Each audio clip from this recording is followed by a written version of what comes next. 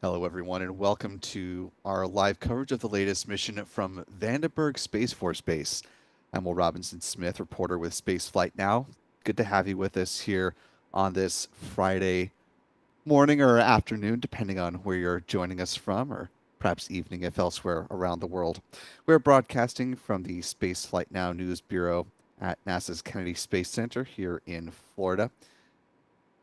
Good to be back with you once again as SpaceX is planning to launch a batch of about 140 payloads, according to the company, across dozens of deployment sequences, including some orbital transfer vehicles, which will deploy 13 payloads at a later time. Currently, T minus 28 minutes, 38 seconds, and counting away from the planned liftoff of the Falcon 9 rocket there at Space Launch Complex 4 East at Vandenberg Space Force Base. Departure time is on your screen at 10:44 a.m. Pacific, 1:44 p.m. Eastern, 18:44 UTC for our friends joining around the world.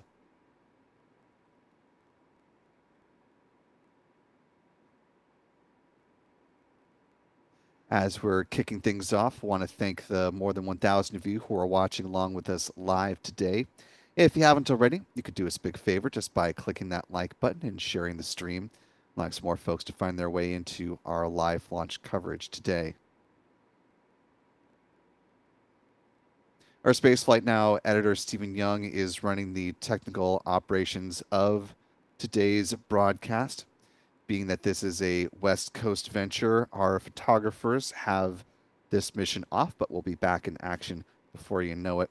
If you're not already following the fellas, you can find them at their handles here on X.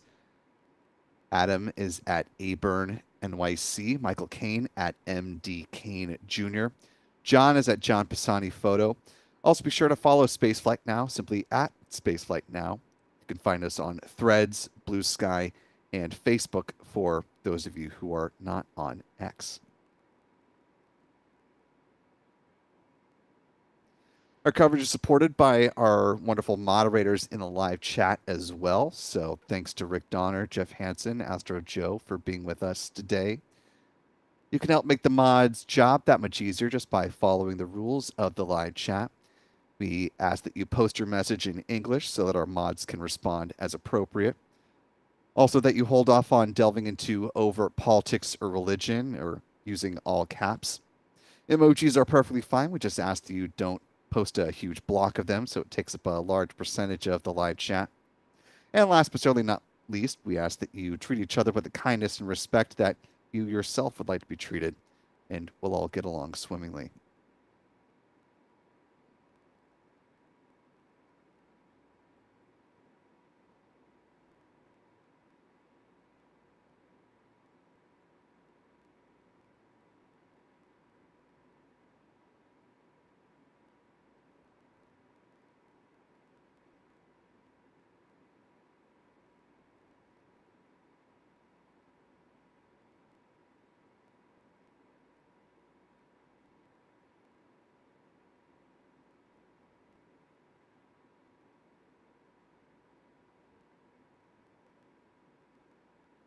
This and every other live launch opportunity that we support with the stream is made possible in no small part thanks to our wonderful channel member community here on YouTube. So thanks to folks like Sulfur for Lunch, James Fowley 4114, I am Lita, Lloyd Green 4242, Sue Straub, and many, many others. Glenn Ashworth, hello, hello. Channel membership comes with a number of perks, including discounts at our online shop, which is shop.spaceflightnow.com. Access to member-only videos here on YouTube, access to our members-only Discord server, and of course the ability to watch all of our live launch liftoff moments from here in Florida in 4K. T-minus 24 minutes, 49 seconds currently on the clock right now. In less than 10 minutes, we expect to get pad level views of the Falcon 9 rocket for you. But Here's a glimpse of what the launch vehicle for today looks like with this sunset photo captured by SpaceX, shared to their social media accounts. As you can see by looking at the rocket's upper stage, there's that gray band that is around the propellant tank on the upper stage that is designed to keep the prop at the correct temperature, as SpaceX will employ multiple long coast phases in between deployment sequences. There are 5 burns planned of the upper stage engine, referred to as the Merlin vacuum engine, since it's designed to operate within the vacuum of space. 5 burns on tap before all the satellites that are set to be deployed will do so today, assuming a good liftoff, of course. Here's a peek under the hood at the stack of spacecraft that are on board. At the very top of this collection of spacecraft is one from Taiwan, from the Taiwan Space Agency, called Formosat number 8.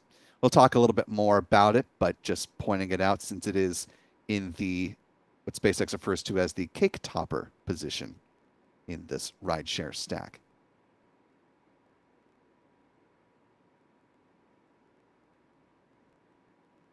Despite its position here, though, it's actually not the first vehicle that is set to deploy from the Falcon 9's upper stage. That will actually be, let's see, just getting my schedule up here. That is the Toro 2 spacecraft, which is set to jettison about 54 minutes after liftoff. That was manifested by ExoLaunch. This is actually ExoLaunch's largest mission to date. It is responsible for manifesting and deploying 59 out of the 140 spacecraft on board today's flight. Another company flying a lot of its payload on board is Planet Labs, an Earth observation company which has a series of 36 of its Super Dove spacecraft alongside a couple Pelicans.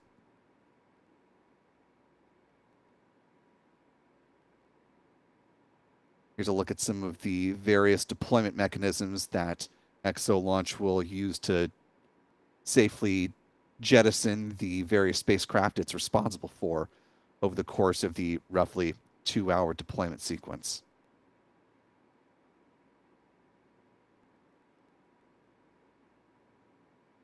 And one of the other big manifestors on this mission is SciOps. Here's a look at some of those technicians as they were in the process of preparing one of the 10 missions on board this particular Falcon 9 rocket. We'll have much more to say about all of these. Well, not all of these. Even with the time allotted, wouldn't have time to cover all of them. So we'll hit some highlights throughout the course of the broadcast of the various spacecraft and the providers behind them throughout the course of this mission today. Transporter 15 represents the 19th mission as part of SpaceX's smallsat rideshare program.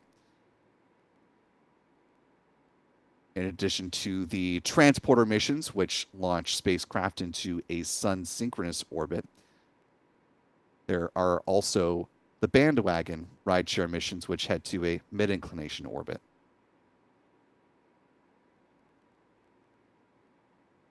Of course, we just had one of those earlier this month, the Bandwagon 4 mission, which launched from Florida.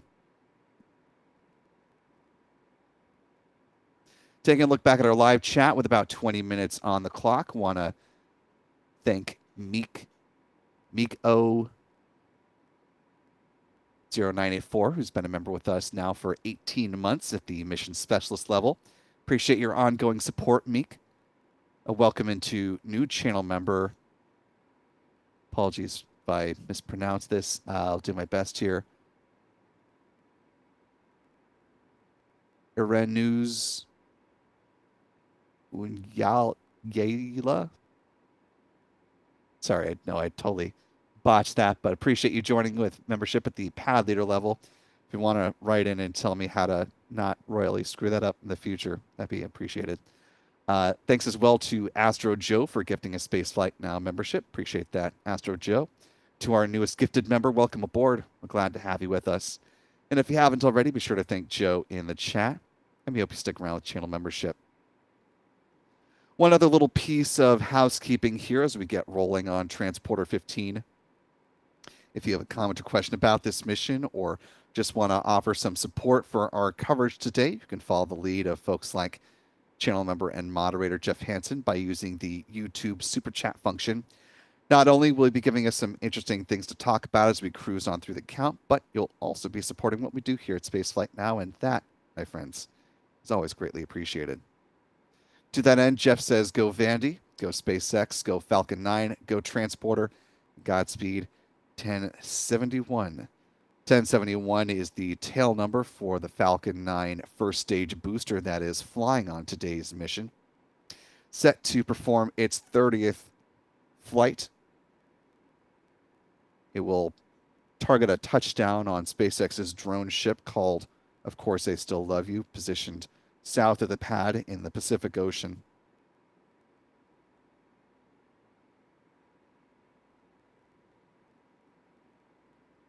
Also, thanks to Robert Philpott, the £2 super chat saying hi from the UK. Great service, gentlemen.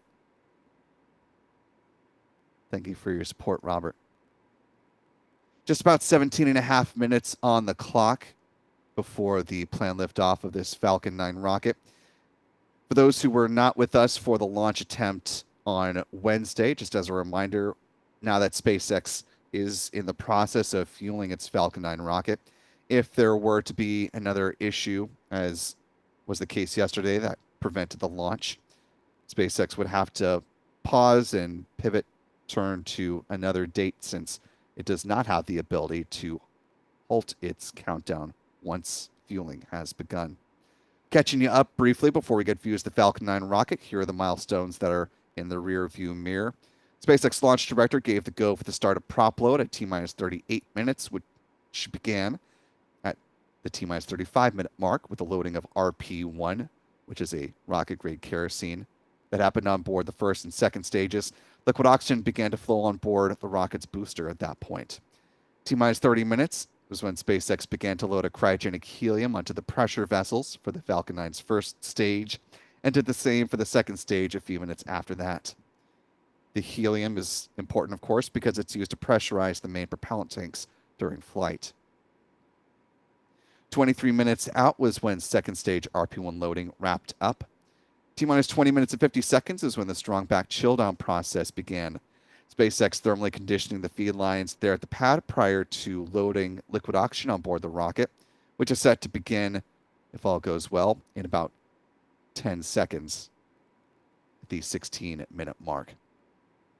Moving right along, since we're about to get our pad level views of the rocket, engine chill set to begin at the T-minus 7-minute mark in the countdown, and SpaceX will flow a small amount of liquid oxygen through the plumbing and turbo pumps, helping to protect those engines from the risk of thermal shock and damage during startup. 6 minutes out, the first stage kerosene tank should be full. Then at T-minus 4.5 minutes, we'll see the retraction of the strong back. The clamp arms just beneath the payload fairings will open up, and then the transporter erector here at Vandenberg will recline about 13 degrees away from the rocket and stay in that position up to and through liftoff. 3 minutes out, the first stage LOX tank is full. Same will be true on the second stage about a minute afterwards. At that point, the Falcon 9 rocket is fully loaded with 1 million pounds of propellant.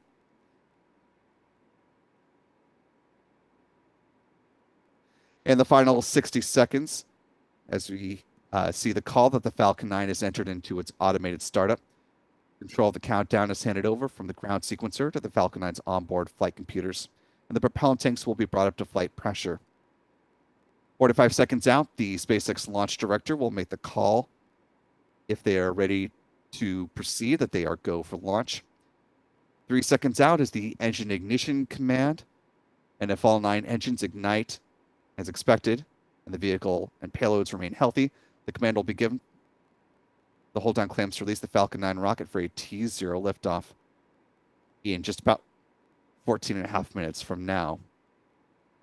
We also have our views of the Falcon 9 rocket here.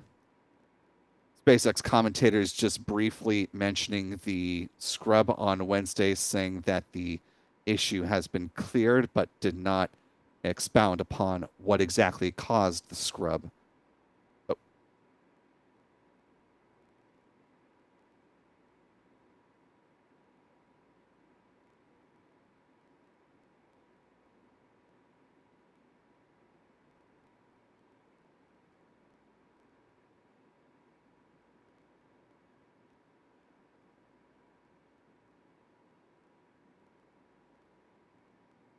Actually, I misspoke there just now.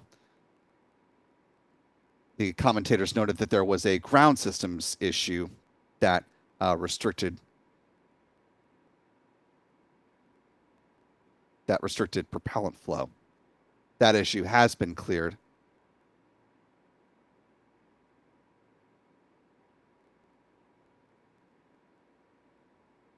As I mentioned earlier in our coverage, the Taiwan Space Agency does have the cake topper position on this flight.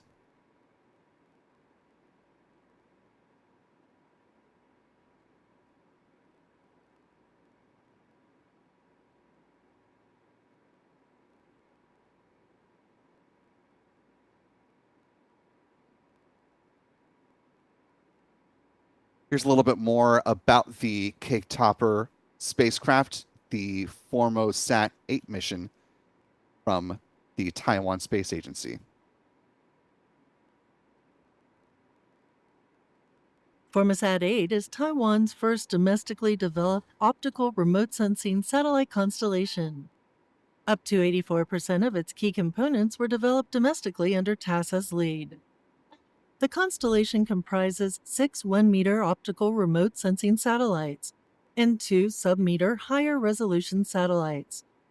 The first Formosat 8 satellite launches in 2025. Its optical payload functions as a large space-based camera with a focal length of 3,927 millimeters.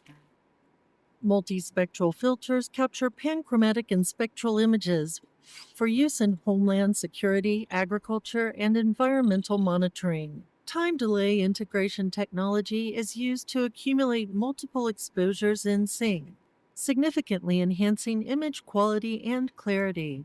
The system can identify objects larger than 0.7 meters from 561 kilometers after image processing.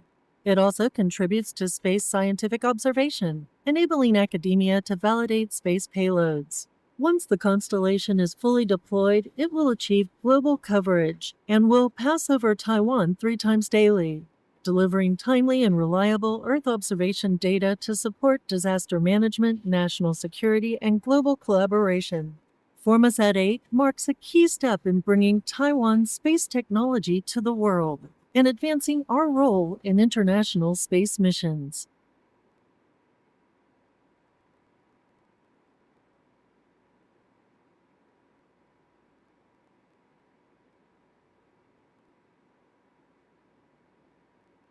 Time now T minus 10 minutes, 47 seconds and counting.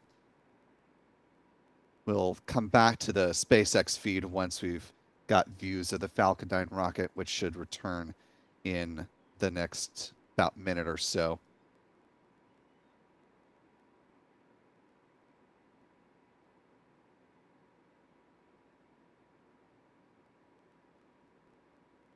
And there we go. 10 and a half minutes remaining on the clock.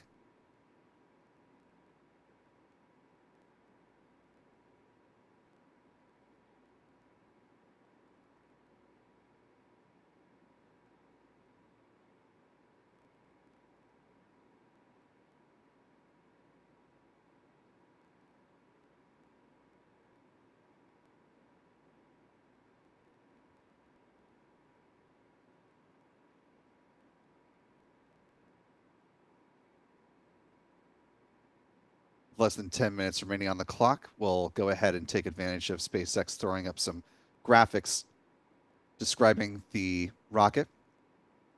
One of the fairing halves that is flying today is flying for its 8th time, the other for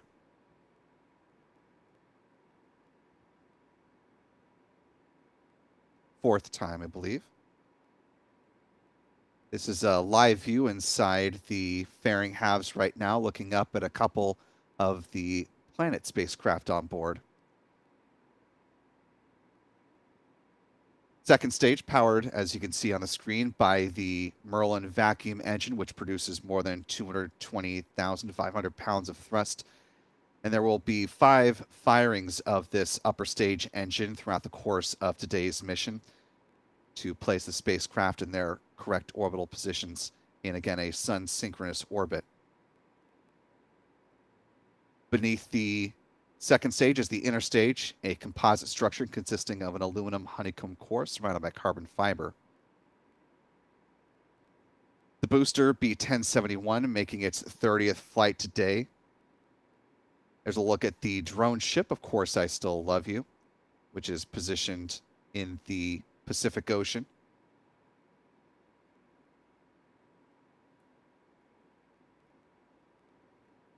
At liftoff, the 9 Merlin engines at the base, the Falcon 9 first stage booster, produce 1.7 million pounds of thrust. You can make out through the vapor on the booster.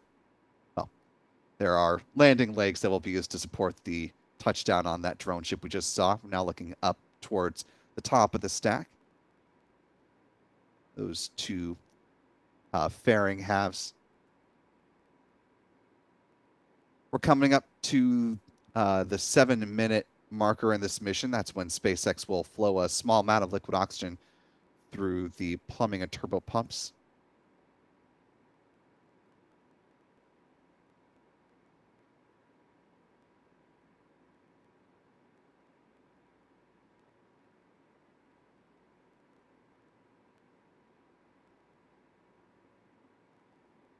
This is a video that's produced by ExoLaunch to talk about their long-standing partnership with SpaceX. Unfortunately, we have to talk over this one and can't just bring up the audio for you because ExoLaunch is using music here and we have no way of knowing if this has any copyright function to it. This is a look at the various types of deploying mechanisms that ExoLaunch has in its arsenal. So it has things like the Carbonix ring as well as some of the other deployers. There are 59 ExoLaunch payloads on today's mission. And ExoLaunch has been a partner with SpaceX throughout the course of its transporter and bandwagon missions, having a presence on all of them to date.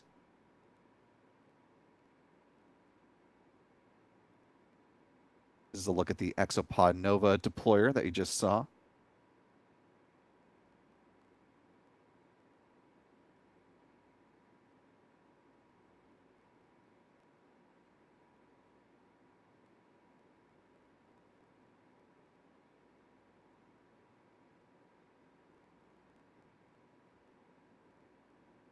ExoLaunch noting at this point in the video that it has a multi-year contract with SpaceX to allow it to work with the company through 2028 on these rideshare missions.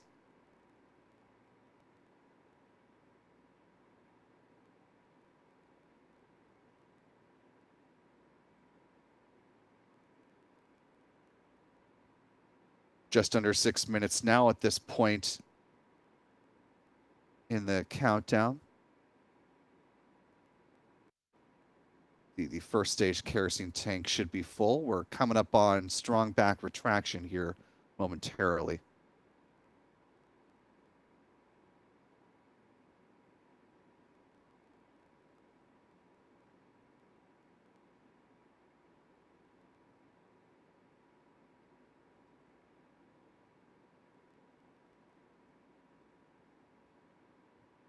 Are pressing for strong back retract.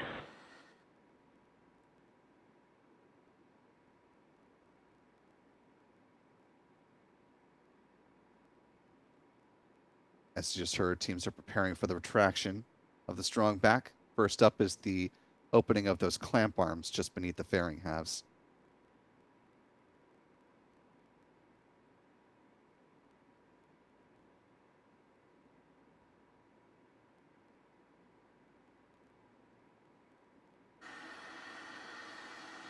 Strong back recheck.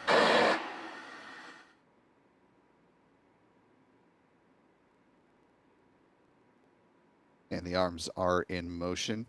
For those of you who weren't with us earlier in the broadcast, the strong back here at Vandenberg will recline about 13 degrees away from the rocket. And unlike here in Florida, it'll stay in that position up to and through liftoff.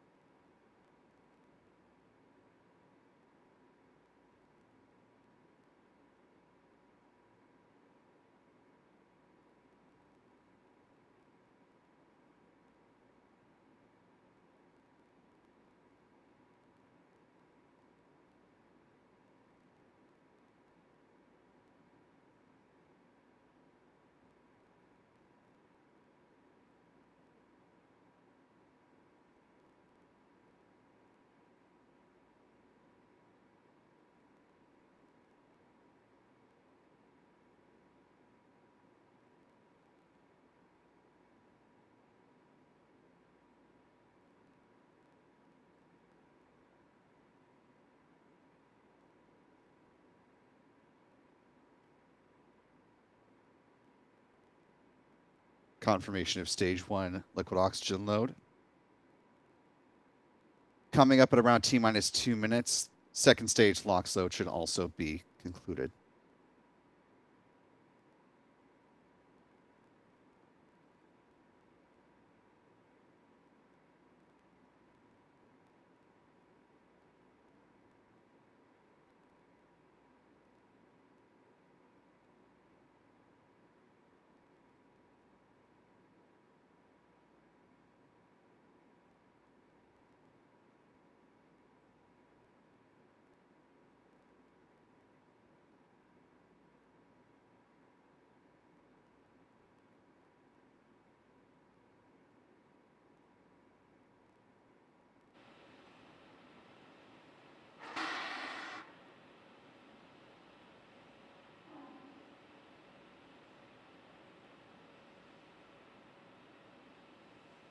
Stage 2 LOX load is complete. With that confirmation there, the Falcon 9 rocket is fully loaded with 1 million pounds of propellant. Coming up next, we'll see, right on cue, that venting there from the strong back. Those are the ground gas closeouts. Those white clouds venting from the rocket are not, it's not smoke. Ground gas closeouts. That is... This is SpaceX releasing the remaining liquid oxygen from the feed line there at the pad. The rocket will enter into its automated startup coming up at around the 1 minute mark.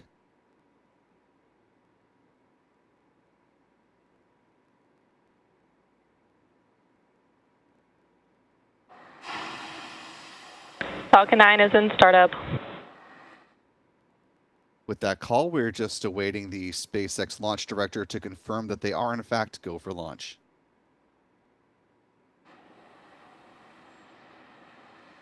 LD is go for launch. With that good confirmation, we're just a little more than 30 seconds away from departure. So we're going to step back on our commentary, listen along with you, join you on the other side of liftoff.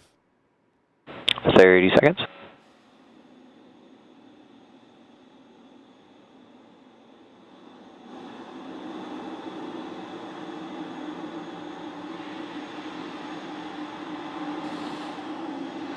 Fifteen seconds. T-minus 10, 9, 8, 7, 6, 5, 4, 3, 2, 1. Ignition, engines full power, and liftoff. Go Falcon, go Transporter 15.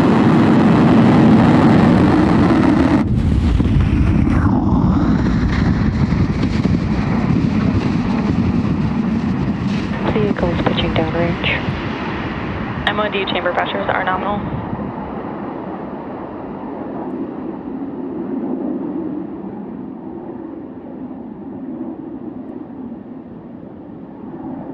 At T plus 31 seconds into flight, Falcon 9 has successfully lifted off from Space Launch Complex 4 East at Vandenberg Space Force Base in California. We're currently throttling down to prepare for max Q, the point of maximum aerodynamic stress Power on the and vehicle. telemetry nominal. Max Q is reached when the air density of the atmosphere decreases faster than the increasing speed of the rocket.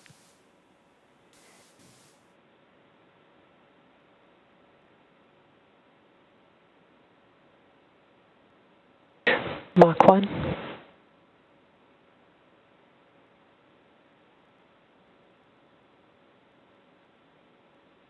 Max Q. And there's the call out for Max Q. Merlin engines are back at full power and we're out of the throttle bucket. From here on, even though velocity is rapidly increasing, the atmospheric density is decreasing, resulting in less loads on Falcon 9. So coming up next, we'll have several events happening in quick succession, starting with MECO, followed by stage separation, and second engine start, or SES-1. Main engine cutoff, or MECO, is where all 9 Merlin 1D engines shut down to slow the vehicle down in preparation for stage separation, where the first stage separates from the second stage. Then the MVAC. You may have just heard that call out for MVAC chill. That is the thermal conditioning of the Merlin vacuum engine, which will come into play here in less than 30 seconds. A little more than 2 minutes into the flight so far. We're coming up on those events that we just heard about. Let's listen in.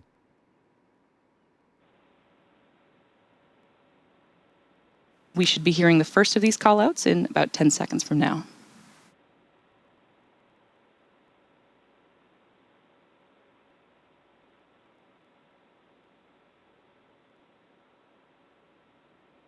MECO. Stage separation confirmed.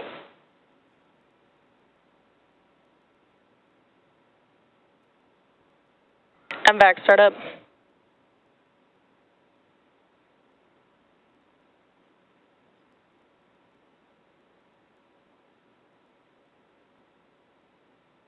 And there you heard and saw those 3 events that happened back to back, including main engine cutoff, stage separation, and second engine start 1. Coming up next will be fairing separation in about 20 seconds from now.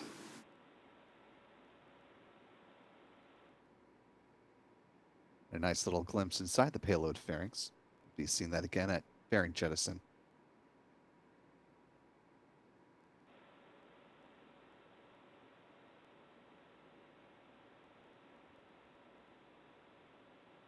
Fairing separation confirmed.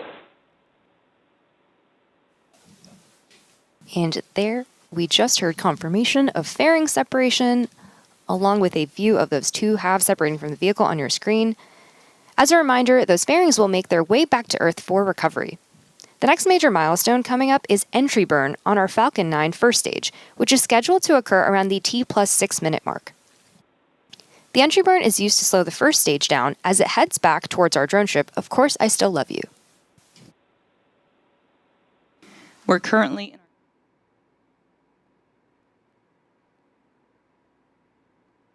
just a little more than 4 minutes now into this Falcon 9 flight. So far, a nominal mission of this vehicle. Less than 2 minutes till the start of that entry burn that they were just referencing, using 3 out of the 9 Merlin engines at the base, the booster, to slow the vehicle down.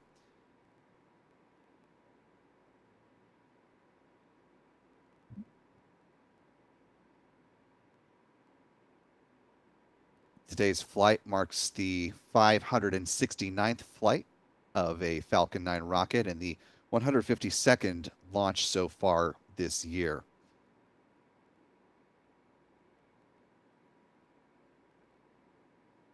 On its road to increasing the reusability of its Falcon family of rockets.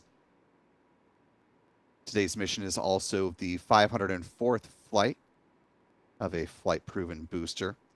This particular first stage making its 30th trip to space and back.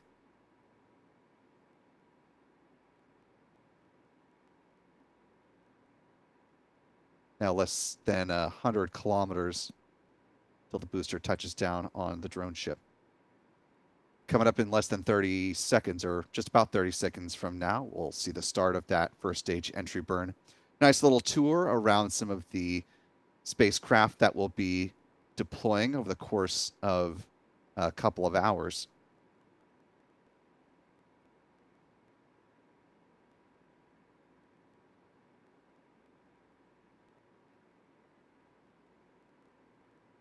Let's listen in to the start of the entry burn. Stage 1, entry burn startup. Stage 1, FTS has saved. And there's the call out for the entry burn startup on the Falcon 9 first stage. This burn is set to last about 30 seconds and again is slowing down the vehicle in preparation for its final burn and landing.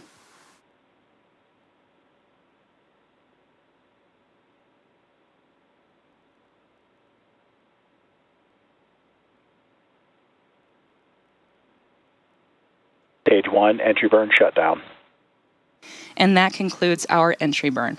As mentioned, both the first and the second stages are currently on a nominal trajectory. Coming up next will be the start of the single engine landing burn, which will take the booster B-1071.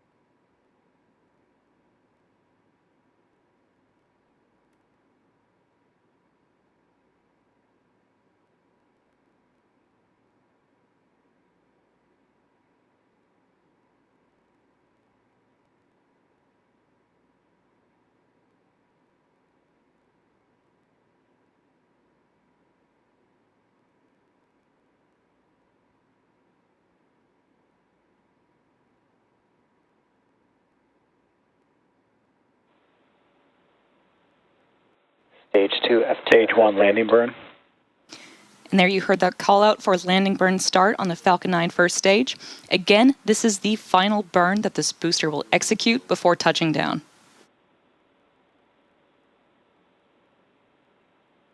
Stage 1, landing leg deploy.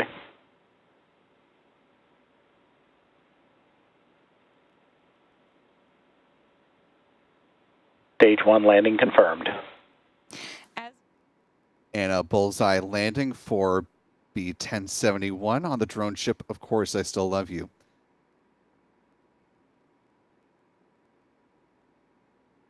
Nominal orbit insertion. That was successful. And a call for a nominal orbit insertion and a cutoff of the Merlin vacuum engine on the rocket's second stage. This concludes the first out of 5 burns on today's flight. Coming up next will be a roughly 4-second burn on the upper stage engine, which will begin at about T plus 51 minutes and 3 seconds. After that correction burn, there will be a roughly 3-minute coast phase before the start of a deployment sequence, which begins at about T plus 54 minutes and 39 seconds, and will go for quite some time with a fairly steady cadence of deployments that will cut off with the ISI-2 deployment at T plus 1 hour and 25 minutes and 35 seconds. Following that, there will be a quick burn on the upper stage engine for SES-3, second stage engine start, number 3. That's coming up at T plus 1 hour, 45 minutes, 47 seconds. Another quick burn again at T plus 2 hours and 15 minutes and 41 seconds. And then our next deployment, which will be the aforementioned Formosat 8A from the Taiwan Space Agency. Our fifth and final burn comes up at the T+2 hour and 39-minute mark, roughly. And then we'll conclude with the deployment of a NASA-backed CubeSat. Bit of a mouthful here, the Realizing Rapid Reduced Cost High Risk Research, or R5 for short, which we'll talk about a little bit before that deployment sequence begins. We'll come back with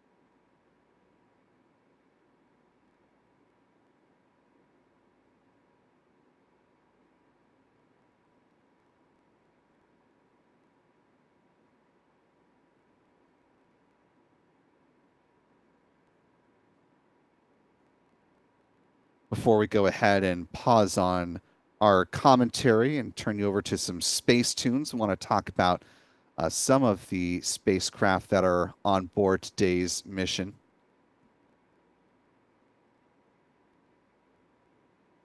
As I mentioned earlier in the broadcast,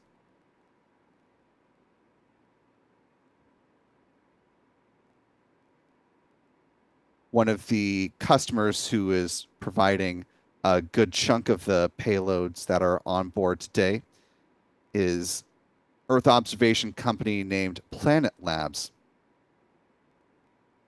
Take a look at this rendering of two of the spacecraft that are flying on board. These are referred to as their Pelican spacecraft.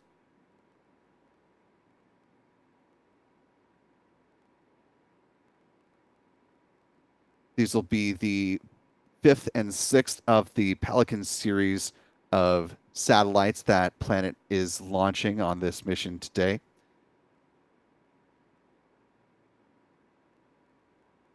Designed to provide what the company describes as, quote, sharper imagery and faster tracking for greater situational awareness.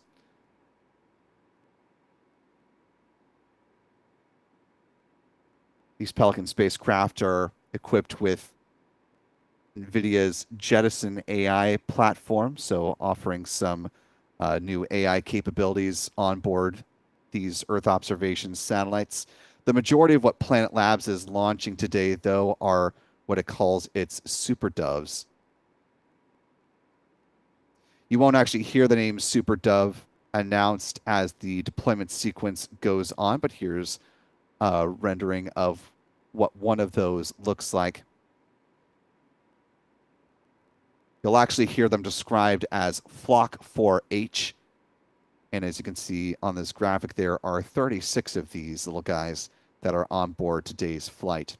You may have actually spotted a couple of them as we saw the live views from SpaceX of the deployment sequence.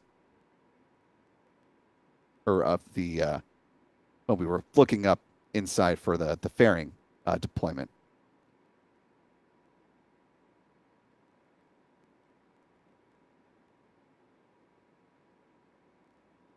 We'll actually see the first of these flock, the Super Doves being deployed. We'll hear the call out for Flock 4H10. That jettison will occur at about T plus 56 minutes and 56 seconds after liftoff. And these will be interspersed with a whole host of other company spacecraft throughout the course of the deployment sequence.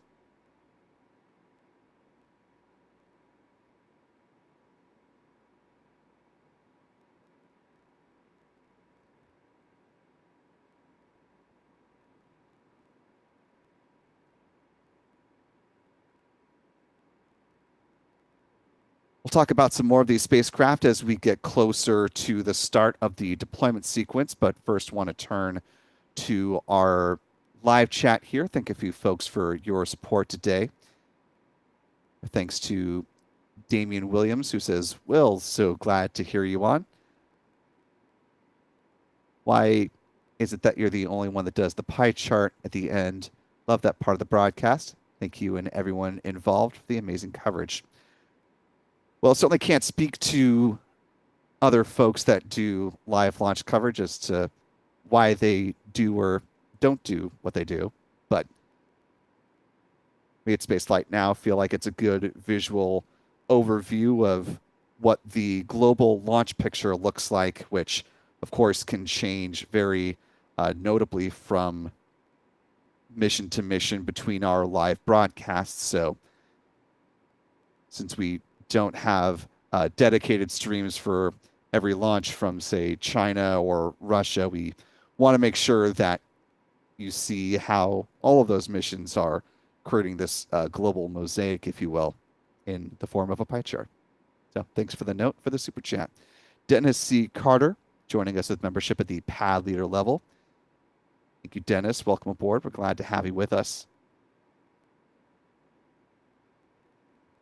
And thanks as well to Macaw SJ for a $2 super chat, one of our pre-existing channel members who says, thank you, Spaceflight Now, Will Robinson Smith, mods, and all of Spaceflight Now crew. Yes, it was nice to have the day off yesterday for the team. Of course, enjoying the Thanksgiving holiday here in the United States. I hope you all had a wonderful and safe Thanksgiving as well, for those of you who do observe the holiday. Thanksgiving was the reason why SpaceX, after Wednesday's scrub, did not attempt launch yesterday and instead pivoted to today with a good liftoff, a good landing of the first stage booster. Now they get into the crux of why we're here today, which of course are the, as SpaceX describes them, 140 different payloads on board. A combination of spacecraft that will be jettisoned directly from the Falcon 9's upper stage, as well as a few orbital transfer vehicles, which will deploy their own spacecraft later on after separation from the Falcon 9 rocket itself, and some hosted payloads as well.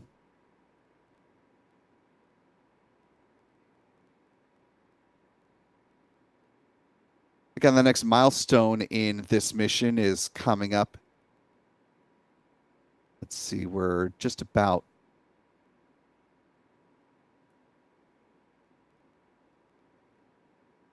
a little less than 40 minutes away from the burn of the upper stage engine for its second burn on today's flight, which will consist of 5 total burns. So we're going to step back on our commentary and join you a little bit closer to the start of the burn to talk about some more spacecraft and the mission that is still ahead. For now, though, we'll leave you with some space tunes to enjoy in the interim. You're watching Spaceflight Now's live coverage of the SpaceX Transporter 15 rideshare mission, sending dozens of spacecraft into a sun-synchronous orbit. Don't go anywhere. Deployment is coming up next.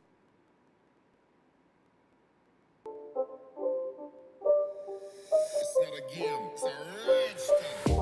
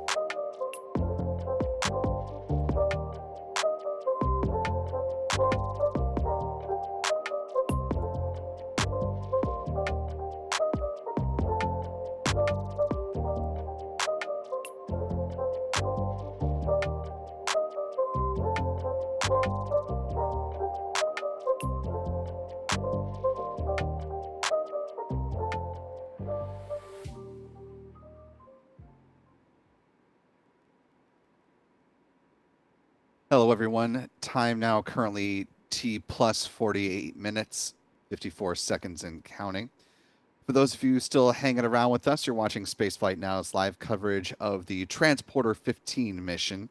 We're within just a few minutes away from the second burn of the Merlin vacuum engine on the rocket's upper stage.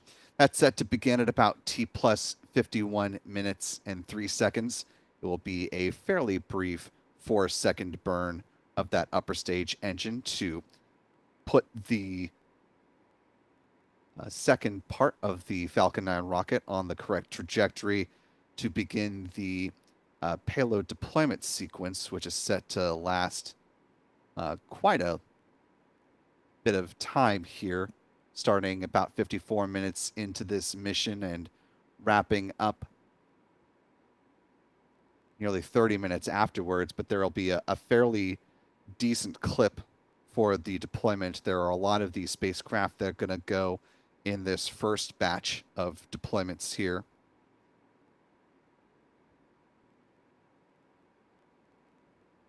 We'll talk about a couple of those here in just a second after the burn concludes. We have a few minutes uninterrupted.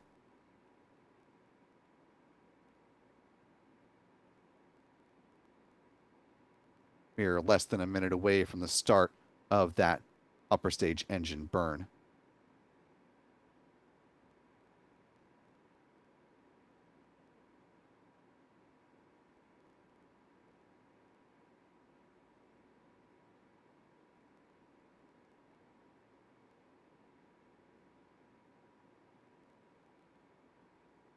Let's go ahead and listen in ahead of the second out of 5 burns of that engine right there, the Merlin vacuum engine.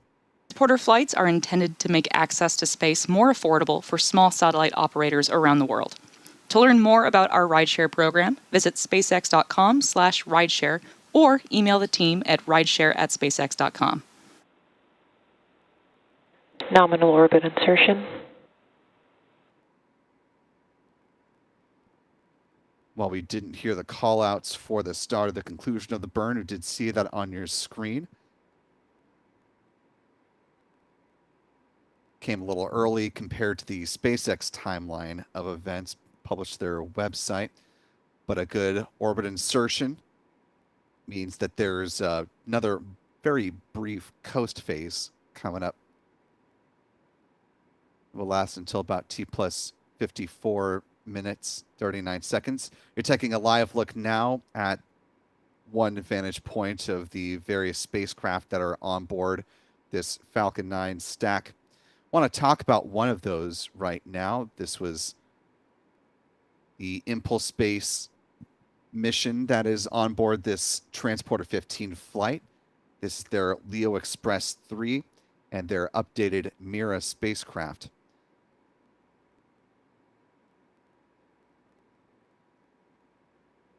This is a partnership between Impulse Space as well as Exo Launch.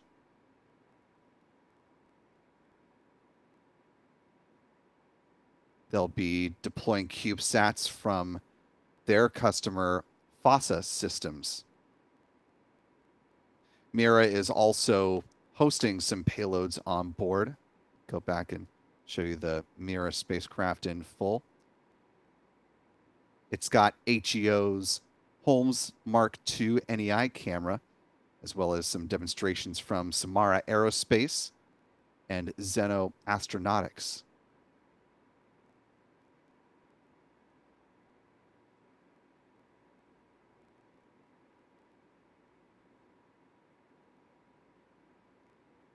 Coming right after the start of the deployment sequence here in the next minute or so.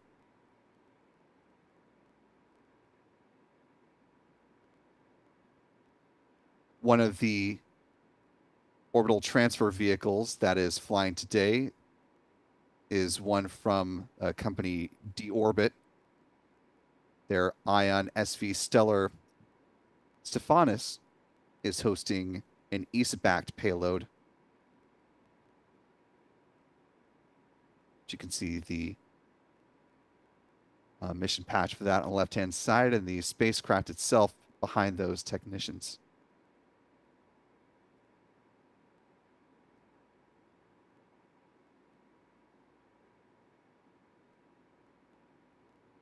Now the deployment sequence should begin here with the Toro 2, which is manifested by EXO launch.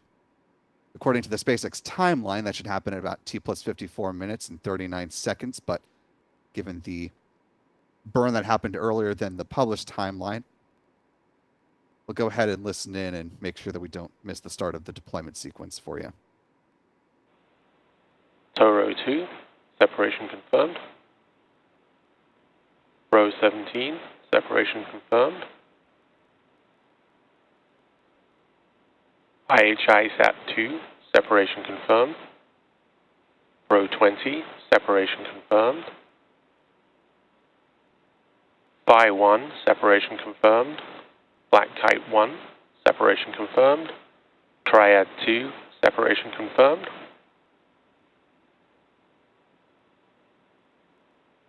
Lima 2, Lila, separation confirmed. Unity, Sari 1 and Sari 2, Anisk, separation confirmed. Lima 2, Dean and Maeve, separation confirmed.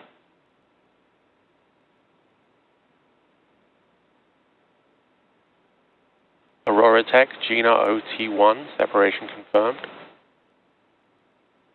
Lima 2, Theodore, separation confirmed. Lilium 2, separation confirmed.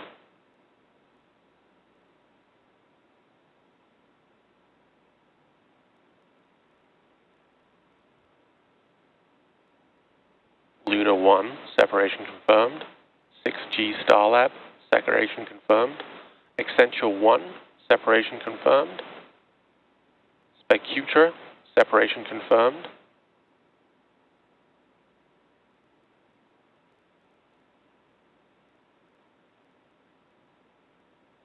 Yongyi Sat 1, separation confirmed. Otta and HCT Sat 2, separation confirmed.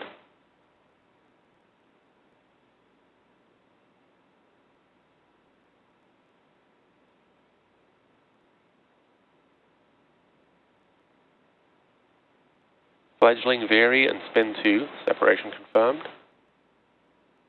Triad 1, separation confirmed.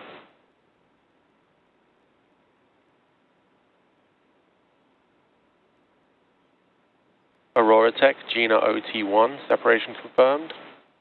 T Microsat 1, separation confirmed. Mice 1, separation confirmed. Flock 4H10, separation confirmed. CTC1A, separation confirmed. Flock 4H25, separation confirmed.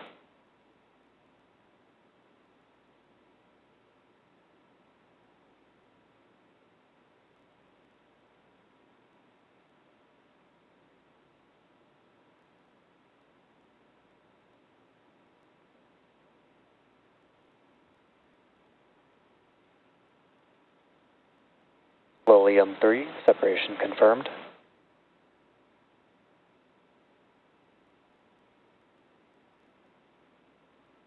Phasma Lamar, separation confirmed.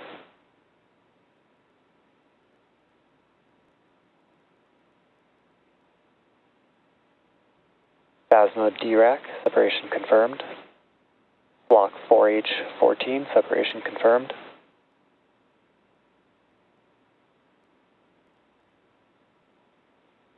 Block 4H13, separation confirmed.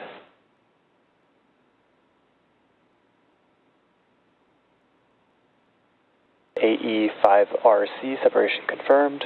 Block 4H5, separation confirmed. Wisdom A and B, separation confirmed.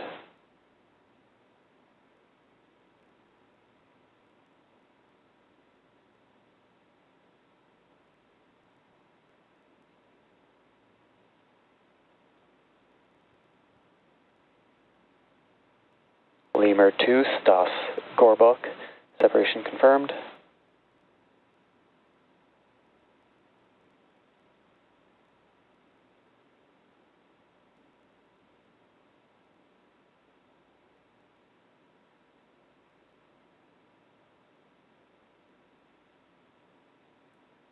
CTC-1B, separation confirmed.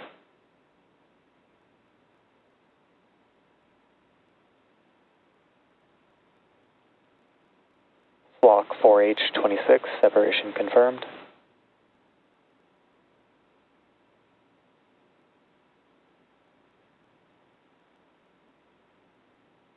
Block 4H28, separation confirmed. Block 4H23, separation confirmed.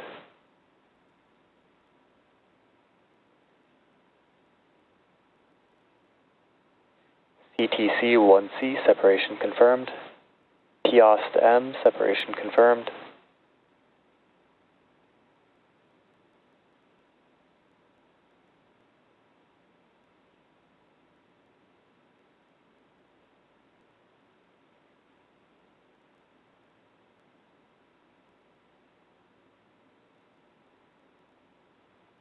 Block 4H4, separation confirmed. IRIDE MS1, Eaglet 2-1, separation confirmed. Kiosk S2, separation confirmed. IRIDE MS1, Eaglet 2-5, separation confirmed. MAV, separation confirmed.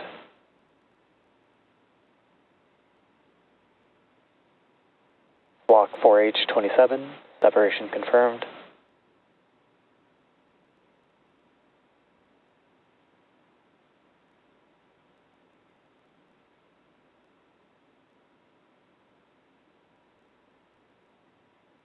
IRIDE MS1, Eaglet 2-4, separation confirmed.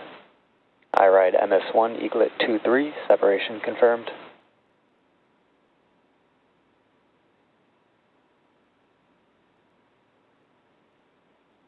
IRIDE MS1, Eaglet 2-6, separation confirmed.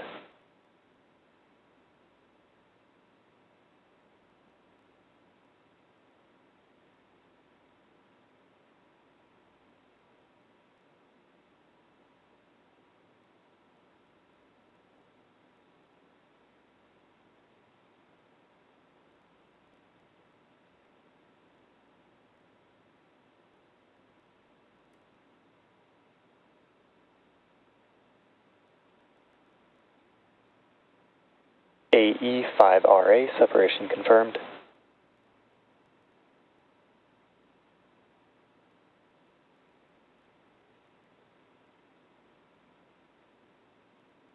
So far appears to be a nominal deployment sequence at this point. A little more than an hour into this mission. If you're following along with the published timeline on SpaceX's website, AE5RB, separation confirmed. appears they're running about anywhere from 15 to IRIDE 20 MS1, Eaglet 2-8, separation confirmed. so seconds ahead of the published times.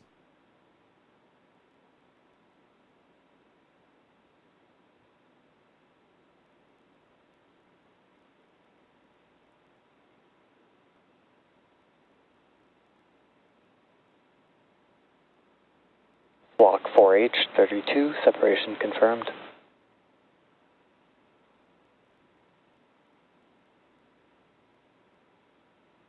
IRIDE MS1, Eaglet 2-7, separation confirmed.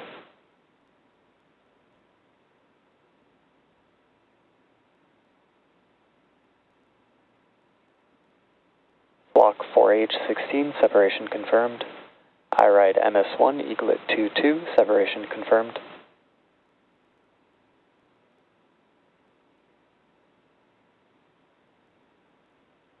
Again, we're hearing a lot of those callouts regarding the Flock 4H spacecraft. Those are the Super Doves from Planet Block Labs. 4H31, separation confirmed. Block 4H3, separation confirmed.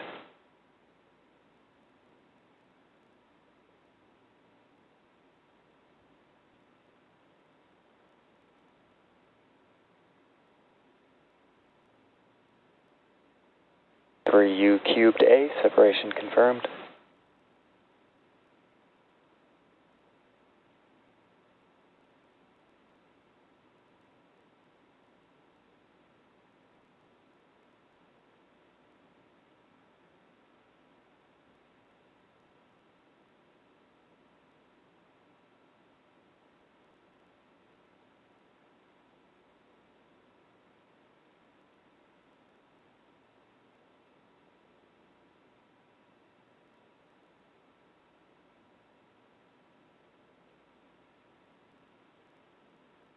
3U Cube Day was one of the CubeSats on board, manifested in part by NASA's Launch Services Program here at the Kennedy Space Center.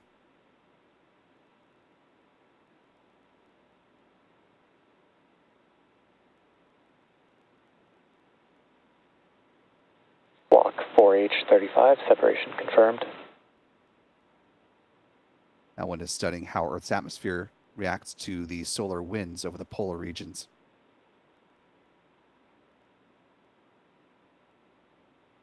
Block 4H33, separation confirmed. 3U Cubed is funded through NASA's Heliophysics Division. Block 4H34, separation confirmed. It has involvement from undergrads from the University of New Hampshire, Sonoma State University, and Howard University. Block 4H2, separation confirmed. Block 4H36, separation confirmed.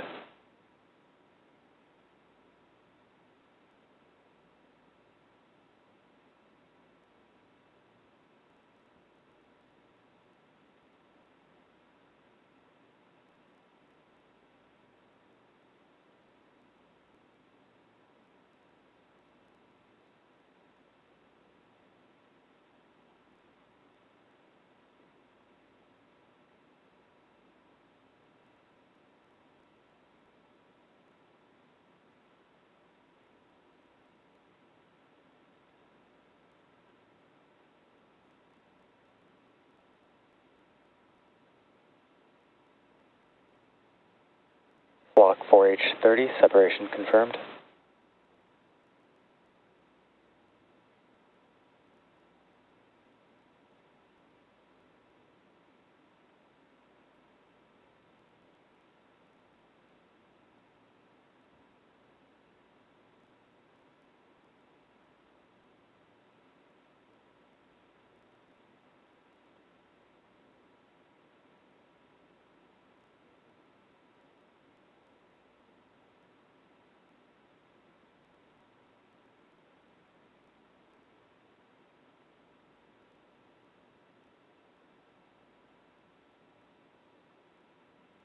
Block 4H15, separation confirmed.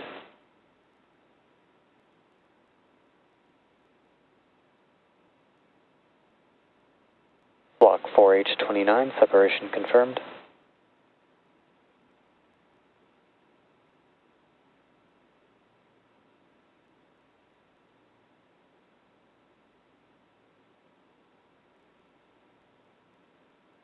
A series of flock deployments for Planet Labs will last about another 10 minutes or so before we hear a call out for another company's spacecraft.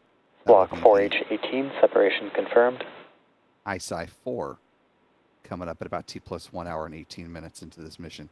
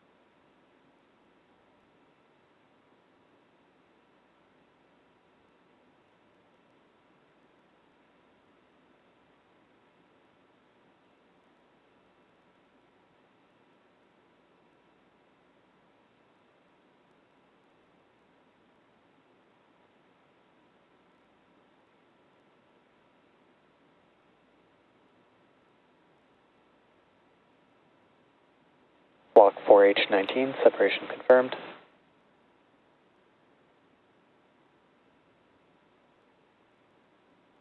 You can see with the telemetry map that the Falcon 9 second stage just flying over Turkey, heading towards the Red Sea.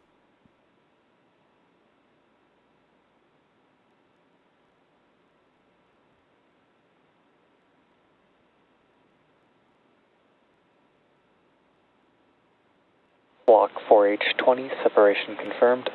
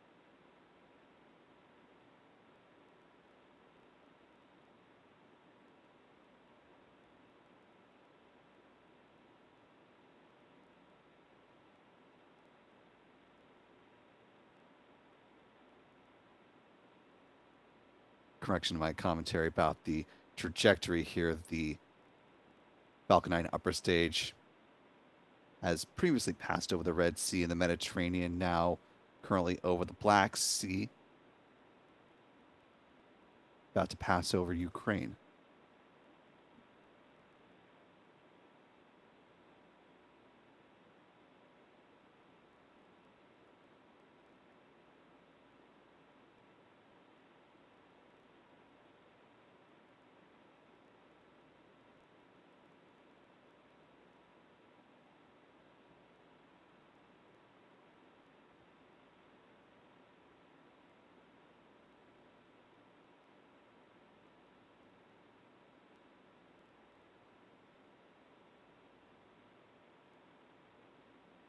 So we've confirmed 72 of the first 72 deployments. We have an expected loss of signal, but there is a ground station approaching, and we'll have more confirmations in the next few minutes.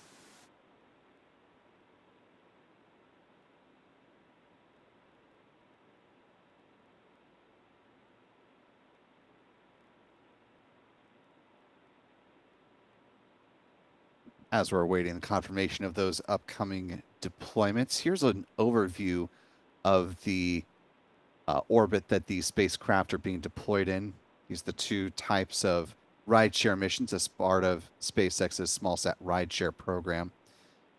Today they're Block flying 4H that 17, sun-synchronous 24, and 22, separation confirmed. orbit at a 97-degree inclination versus the bandwagon missions, which send spacecraft into a 45-degree inclination or a mid-inclination orbit.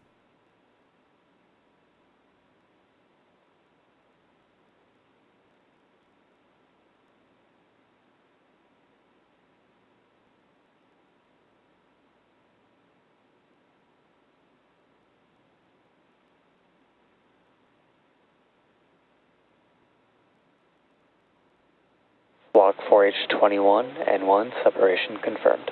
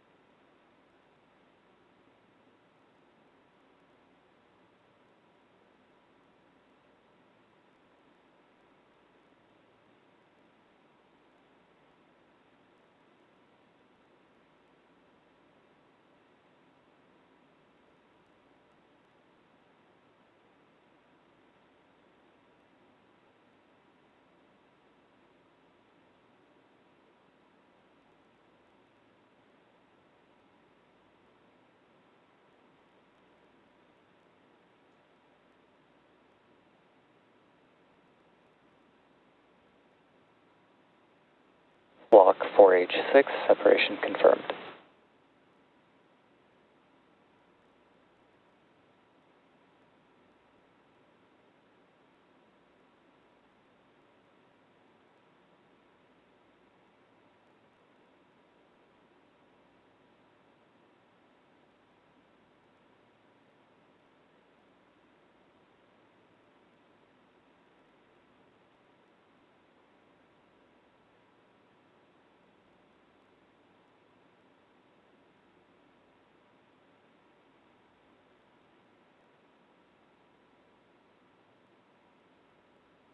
Block 4H8, separation confirmed.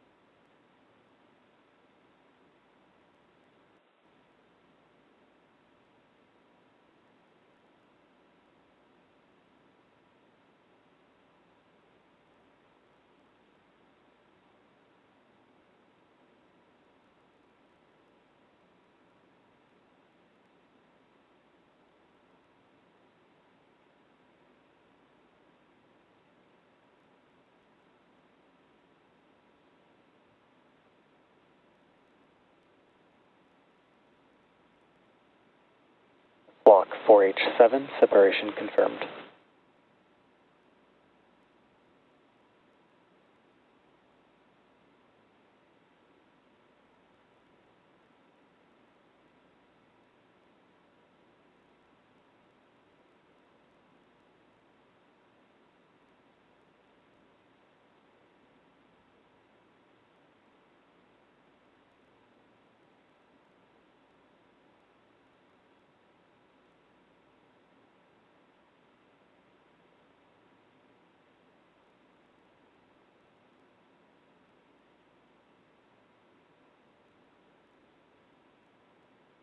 Block 4H12, separation confirmed.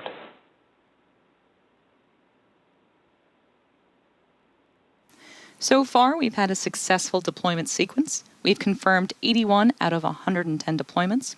Up next, we have 27 remaining deployments before the final 2 after SES-3.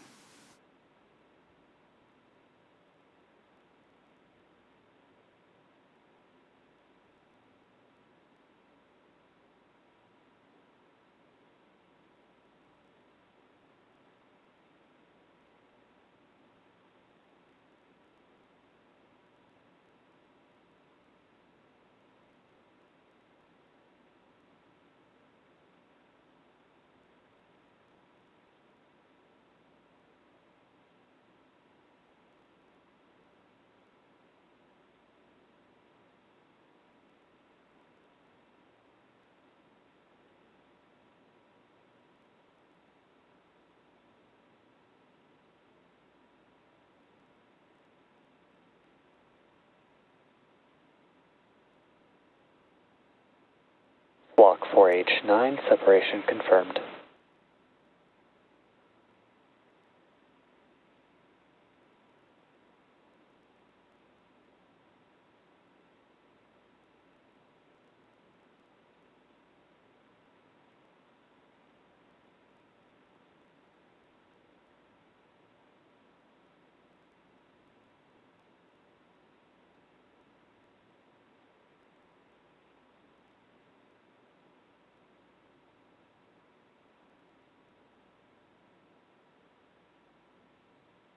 Block 4H11, separation confirmed.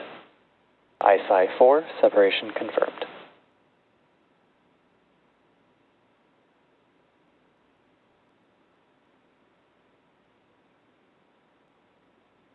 ISI-3, separation confirmed.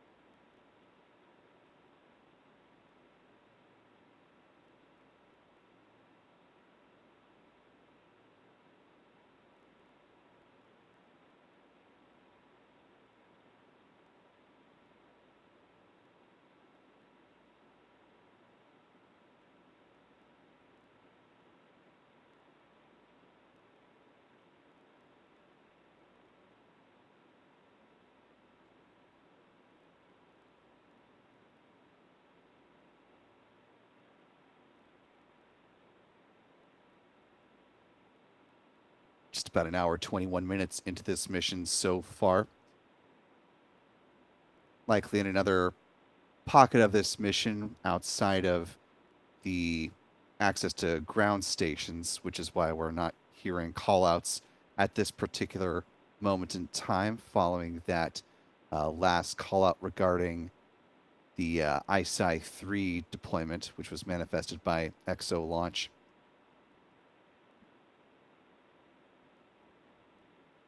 Once connection with the ground is reestablished, we should hear confirmation of a series of spacecraft, actually quite a few of them. Those include the Mira spacecraft, which would come in the form of a callout regarding Leo Express 3. We had an unexpected loss of signal during our current ground station pass. We're expecting return of signal in about 6 minutes from now.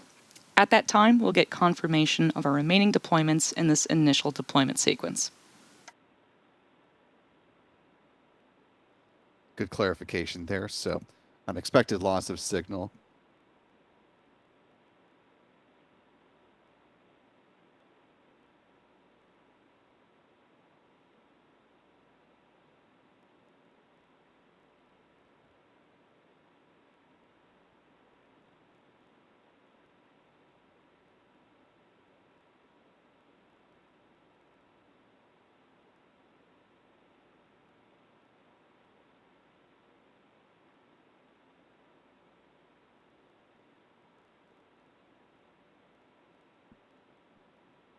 There were still about 23 spacecraft that were set to deploy in this initial deployment sequence. So we'll hear a lot of these names coming out as soon as SpaceX is able to get confirmation that they have successfully deployed. Those include Planet Labs' Pelican 5 and 6 spacecraft.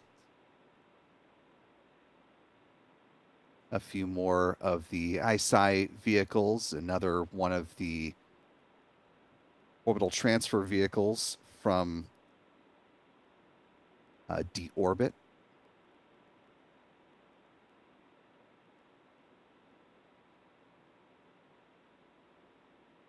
As well as a pair of spacecraft from the European Space Agency in a mission called Hydro GNSS. Talk a little bit more about that one once we get into the coast phase here, coming up following the conclusion of this deployment sequence.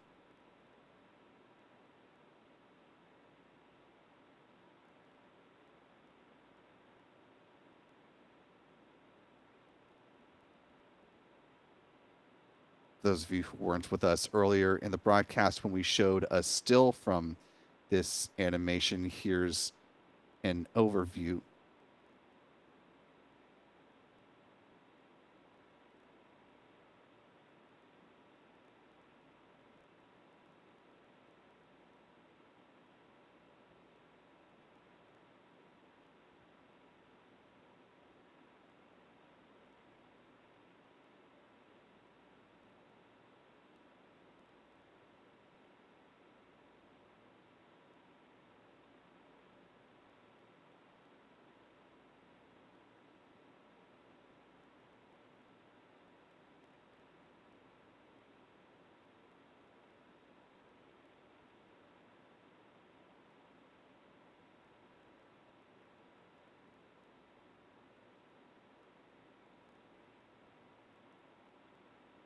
Here's an animated look at the two different orbits that are supported by SpaceX's smallsat rideshare mission.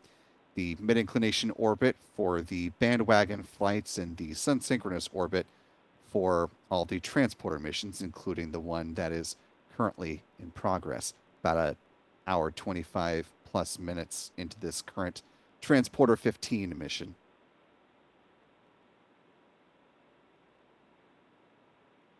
Certainly appreciate the more than 1,500 of you who are hanging around with us throughout this quite lengthy deployment sequence. If you haven't already, you could do a big If you're favor just joining us, we've had a that. successful mission so far. We had an on-time liftoff at 10:44 a.m. Pacific from Space Launch Complex 4 East at Vandenberg Space Force Base. And we recovered the first stage on our drone ship, Of Course I Still Love You. Following that, Stage 2 entered a 40-minute coast phase, and we currently have 85 deployment confirmations. There are 23 remaining deployments in this initial sequence, with 2 more remaining after SES-3.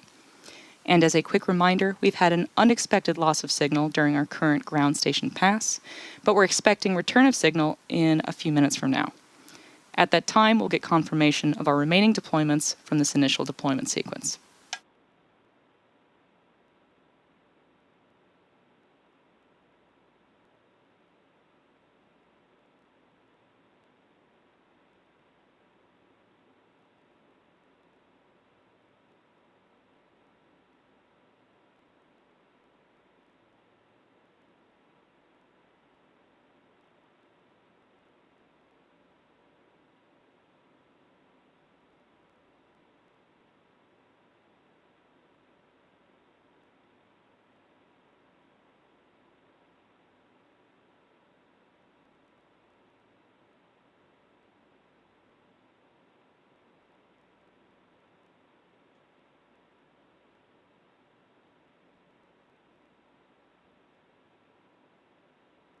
USAT 52, separation confirmed.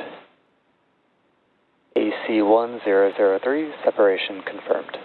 ISI 1, separation confirmed. Hydro GNSS 1, separation confirmed. PIOST S1, separation confirmed. NAILA, separation confirmed. YAM 9, separation confirmed. Umbra 11, separation confirmed. Pelican 6, separation confirmed. Pelican 5, separation confirmed. USAT 47, separation confirmed. AC 1001, separation confirmed. Mercury 1, Proteus Space, separation confirmed. FGN Tug S01, separation confirmed. ISI 5, separation confirmed. SCV Galactic Gorgas, separation confirmed. Hydro GNSS 2, separation confirmed. AC 1002, separation confirmed. USAT 51, separation confirmed. BARDA's W5, separation confirmed. ISI 2, separation confirmed.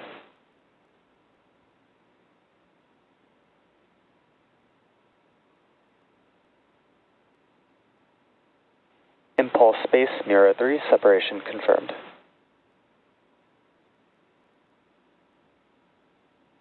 SCV Stellar Stephanus, separation confirmed.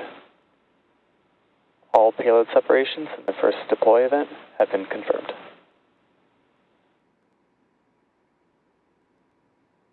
With a good confirmation of this very large deployment sequence now in the books, there are a pair of burns that are coming up on the Falcon 9 rocket's Merlin vacuum engine.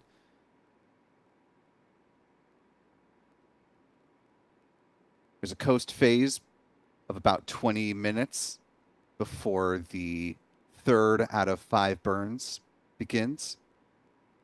Then there will be another coast phase of about 30 minutes. There will be the 4th burn very briefly. That'll lead up to the deployment of the Cake Topper spacecraft, the Formosat 8A from the Taiwan Space Agency at about T+2 hours, 19 minutes, 56 seconds. Then the final upper stage engine burn about 20 minutes after that, and we'll conclude with the deployment of the NASA manifested R5 CubeSat at about T+2 hours, 43 minutes, and 10 seconds post liftoff. So all said, we still have about an hour and 15 minutes before the Transporter 15 mission is done and dusted.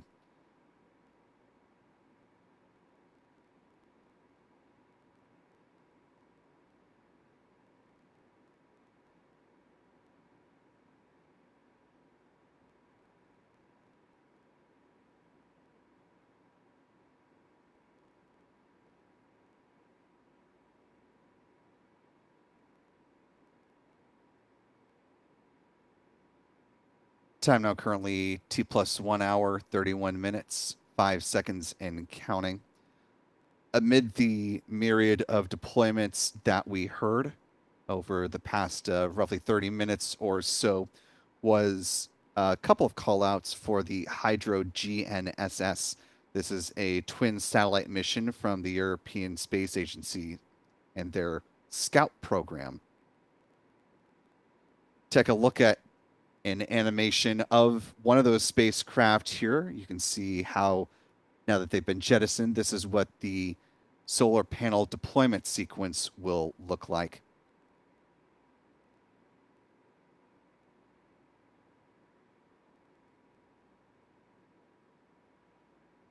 These two spacecraft, now that they have been deployed into a sun-synchronous orbit, will circle the Earth about 180 degrees apart to maximize their coverage area.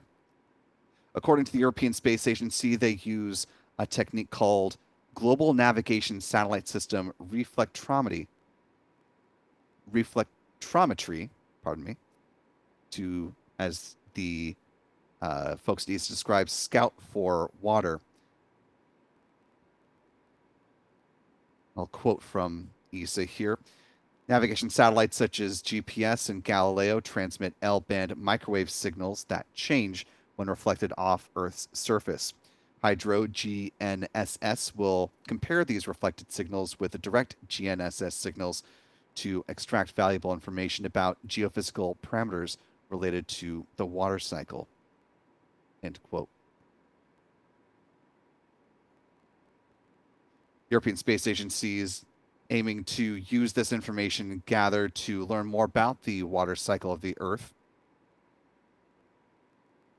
Things that we learned back in grade school about evaporation, condensation, and the return of the water, to help learn more, that we can put this information back into things like agricultural planning and flood prediction, better understanding of wetlands, as well as the permafrost dynamics and forest carbon storage. This mission is part of ESA's Earth Observation Future EO program.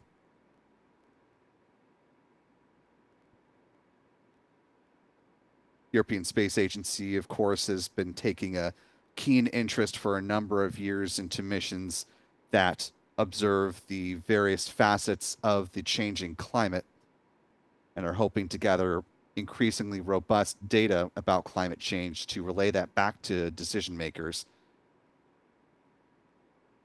in order to help find solutions for both combating climate change as well as to help make our societies more resilient to the effects of changing climate that have already been baked in, so to speak.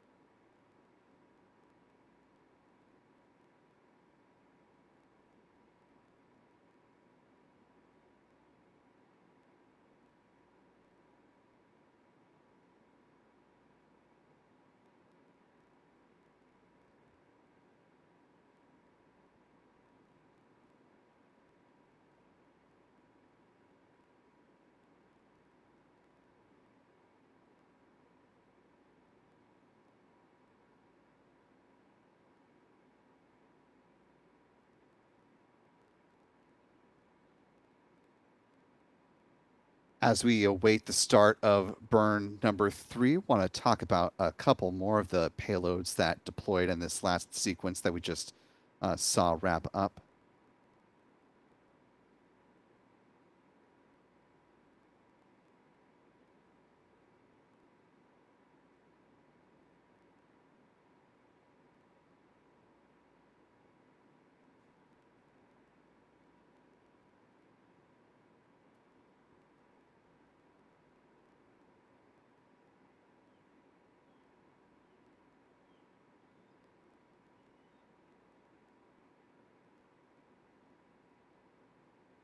Pair of the spacecraft that were deployed of the mission name of Triad. Triad 1 and 2 CubeSats were manifested by PSYOPs, developed by a partnership between the university, or between Auburn University in Alabama, as well as the University of Alabama in Huntsville. Developed also in partnership with the NASA Goddard Space Flight Center in Greenbelt, Maryland.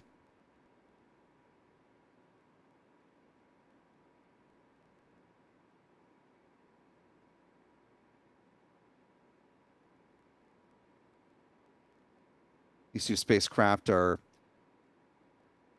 backed by funding from the National Science Foundation. They're going to be studying a type of bursts of radiation called terrestrial gamma ray flashes, or TGFs.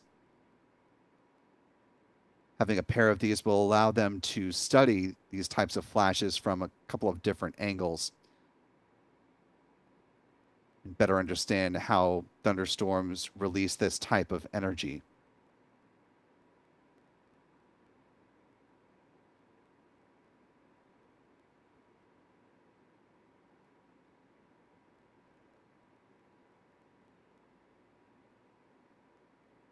The payload that was deployed is from a Hungarian company called C3S, also with support from the European Space Agency. These two CubeSats are going to be working on the problem of collision avoidance in space and better space traffic management. So learning more about avoiding collisions and how to safely deorbit satellites.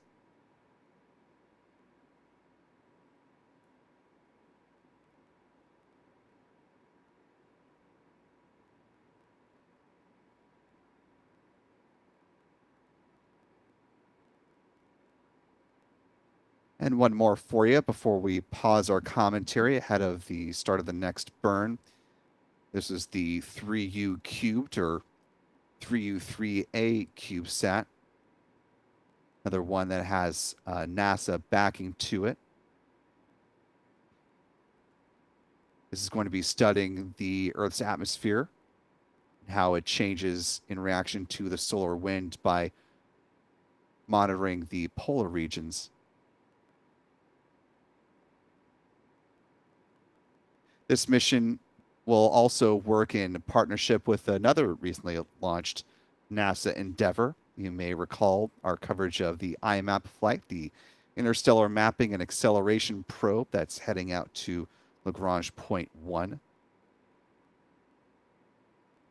And the combination of these two missions will help further NASA's understanding of how the sun interacts with the planet's magnetic poles. Of course, given that this will work in tandem with the IMAP mission, this CubeSat is funded in part through NASA's Heliophysics division. This is part of IMAP's student collaboration.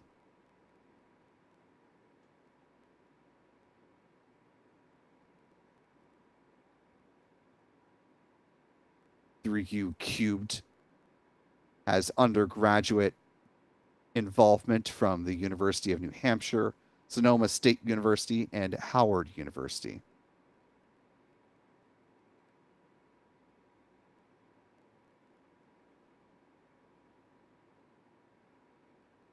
We're now currently T plus 1 hour, 41 minutes, 13 seconds, and counting into this mission.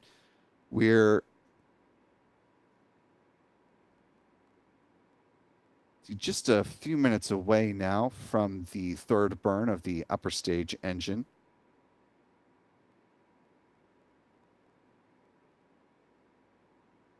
So things progressing quite nicely here for SpaceX and its various customers on Transporter 15.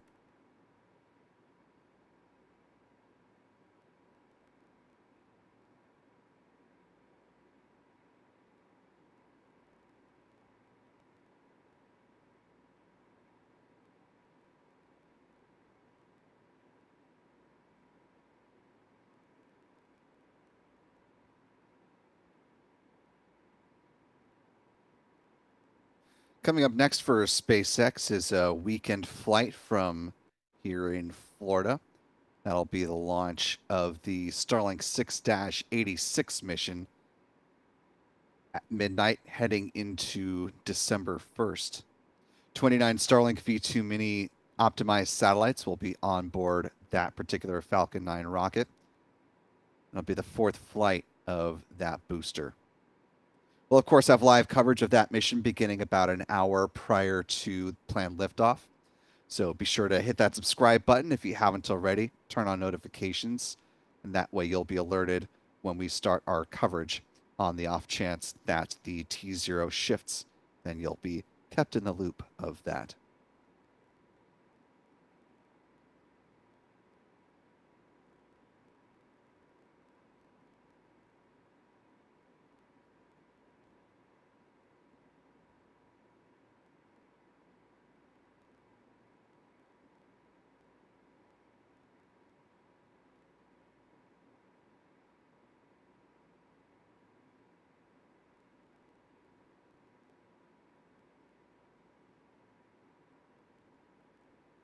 There's also another Falcon 9 rocket launch scheduled for the start of December. That is from Vandenberg, currently targeting the launch of the Starlink 15-10 mission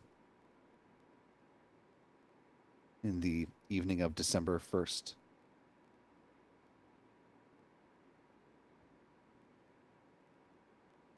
That'll be a batch of 27 Starlink satellites with a booster flying for its 20th time.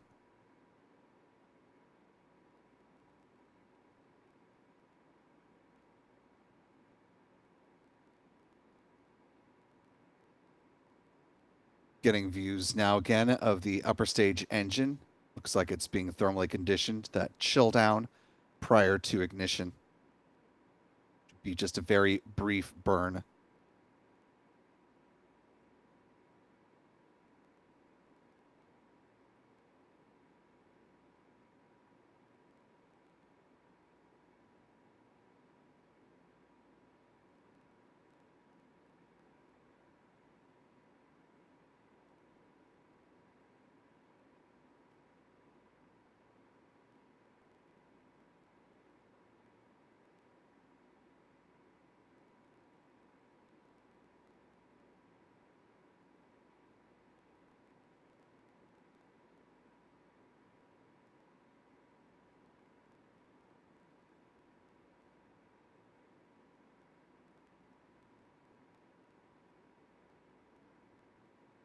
Let's listen in for the call out on the burn. For its 30th landing, and we've completed 2 separate second stage burns. We also saw the first deployment sequence of 108 payloads, and we now have 2 more to go. Coming up shortly is the second relight of our second stage Merlin vacuum engine for a roughly 1 second burn.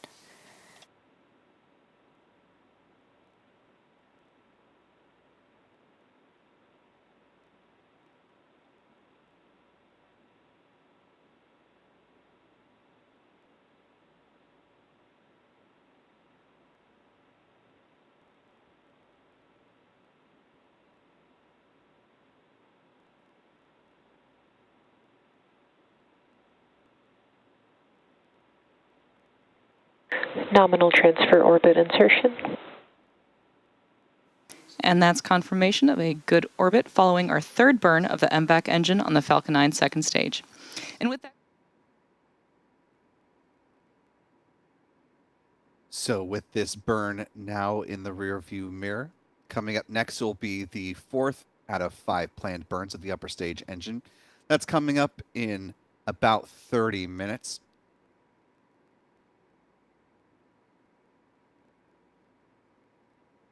We're going to go ahead and pause on our commentary for a little bit. Let's let you listen into some space tunes, and we'll be back a little bit closer to the start of that 4th burn.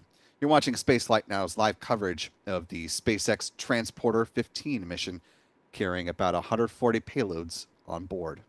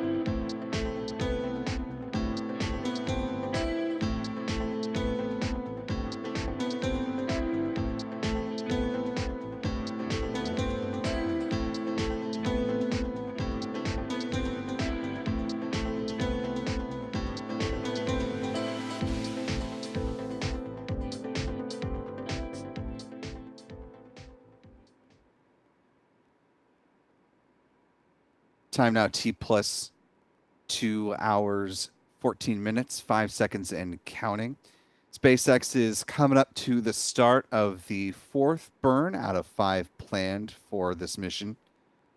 Like with burn number 3, it will last about a fraction of a second in duration.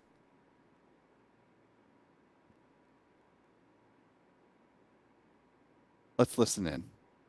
Payloads and orbital transfer vehicles, carrying 13 of those payloads to be deployed at a later time. We have already deployed the first batch of 108 and now have 2 left to go. There will be 1 deployment in this round, and our final deployment will come after a short break. For now, let's stand by for SES-4 and SECO-4 callouts happening.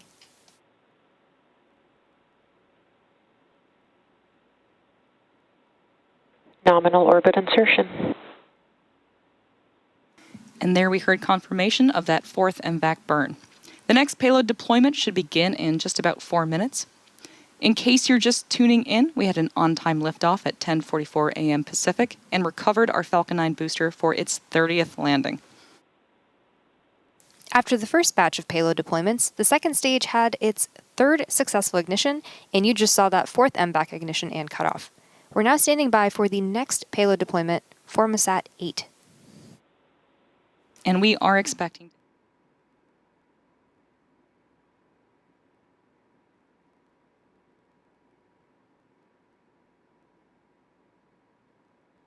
as we're getting ready for the deployment of the Formosat 8 from the Taiwan Space Agency, let's go ahead and learn a little bit more about the spacecraft from TASA themselves. Formosat 8 is Taiwan's first domestically developed optical remote sensing satellite constellation. Up to 84% of its key components were developed domestically under TASA's lead. The constellation comprises 6 1-meter optical remote sensing satellites and 2 sub-meter higher resolution satellites. The first Formosat 8 satellite launches in 2025. Its optical payload functions as a large space-based camera with a focal length of 3,927 millimeters. Multispectral filters capture panchromatic and spectral images for use in homeland security, agriculture, and environmental monitoring. Time delay integration technology is used to accumulate multiple exposures in sync, significantly enhancing image quality and clarity. The system can identify objects larger than 0.7 meters from 561 kilometers after image processing. It also contributes to space scientific observation, enabling academia to validate space payloads. Once the constellation is fully deployed, it will achieve global coverage and will pass over Taiwan 3 times daily, delivering timely and reliable Earth observation data to support disaster management, national security, and global collaboration. Formosat 8 marks a key step in bringing Taiwan's space technology to the world and advancing our role in international space missions.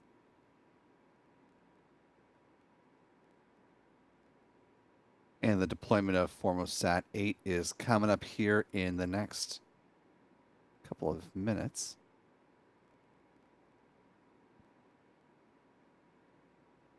Roughly 2 minutes away from its deployment. And as you just heard, this is the first of a series of 8 satellites that TASA plans on deploying over the course of the next few years, with all 8 set to be on orbit by 2031. Let's listen in for a call out of deployment coming up here in, as scheduled, about a minute and a half from now.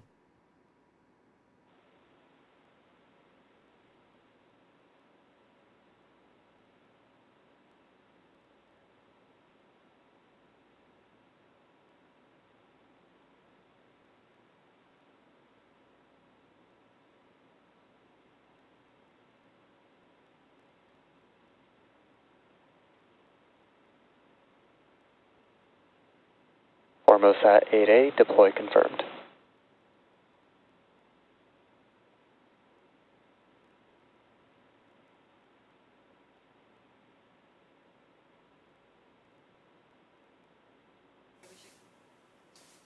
Thanks for flying SpaceX Formosat 8. We wish you well on your journey. We'll come back just before the 5th burn of the MVAC engine, which is about 20 minutes from now, and that will occur about 4 minutes before our final deployment of the mission. We'll see you back here after a short break.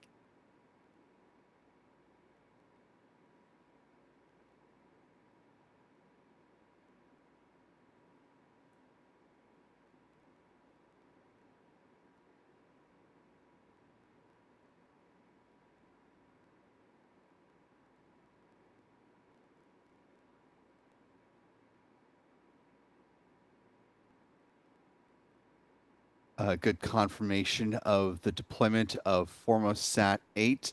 The final payload that is set to deploy will happen after the 5th and final burn of the upper stage engine. That burn scheduled at about T plus 2 minutes, or 2 hours, 39 minutes, and 29 seconds, according to SpaceX's timeline of events. Then the deployment of the R5 CubeSat will happen about 4-ish minutes after that, which will be the final deployment here on Transporter 15. R5 stands for Realizing Rapid Reduced Cost High Risk Research and is the latest in the R5 series of satellites. This particular R5 is spacecraft number 7, which is developed by NASA's Johnson Space Center in Houston, Texas. According to NASA, this CubeSat, quote, will perform a proximity operations maneuver immediately after being dispensed from the launch vehicle. This will be the first R5 spacecraft in the series to execute such a maneuver, advancing a fundamental capability required for activities like inspection and in-space servicing, assembly, and manufacturing, end quote.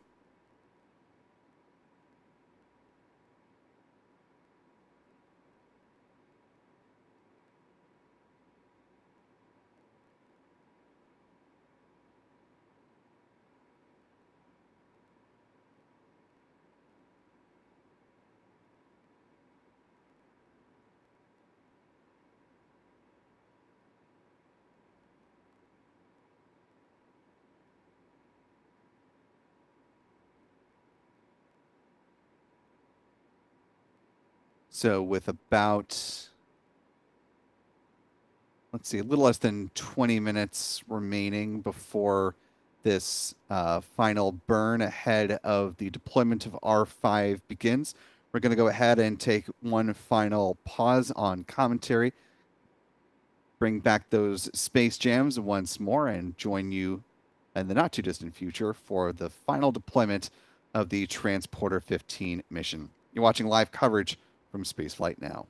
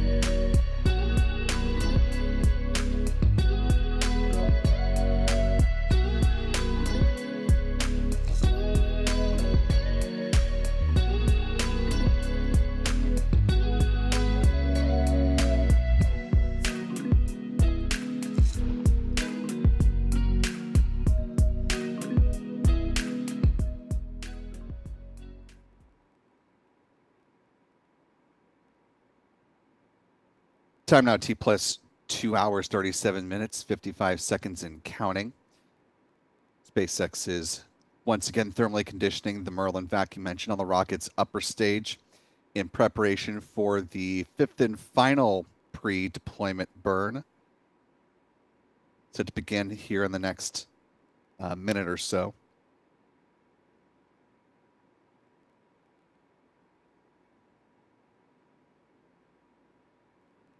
Let's go ahead and listen in for the call out for that burn. Spacecraft 7 is about the size of a shoebox and was developed by NASA's Johnson Space Center in Houston, and it will explore ways to send multiple technology prototypes into low Earth orbit rapidly and at a low cost.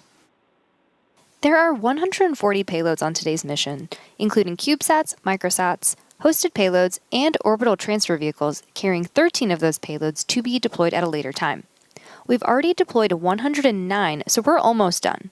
For now, let's stand by for the SES-5 and SECO-5 callouts happening in just about 30 seconds from now.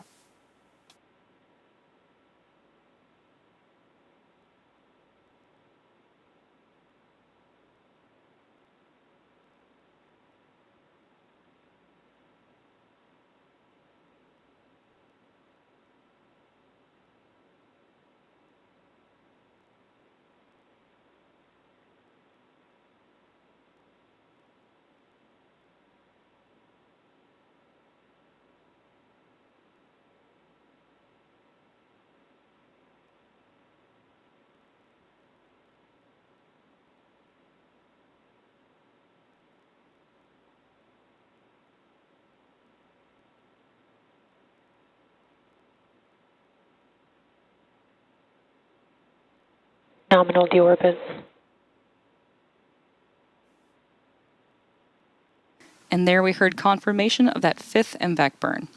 The payload deployment sequence should begin in just about 4 minutes. Now, in case you're just joining us, you are super late. We had an on-time liftoff at 10:44 a.m. Pacific and recovered our Falcon 9 booster for its 30th landing. After the first batch of 108 payload deployments, the second stage had its 3rd and 4th successful ignitions. We've deployed Formosat 8 just before the break, and you just saw that 5th MVAC ignition and cutoff. We're now standing by for the deployment of R5S7. As we mentioned earlier, a full list of the payloads on today's mission is available on spacex.com/launches. And in case you're not familiar, our transporter missions are dedicated rideshare flights to sun-synchronous orbit. Falcon 9 is also launching the bandwagon missions, which are a separate line of rideshare missions that deliver spacecraft to mid-inclination orbit rather than to transporters' sun-synchronous orbit. To learn more about our rideshare program, visit spacex.com/rideshare or email the team at rideshare@spacex.com. And we are expecting to have live views for our final deployment.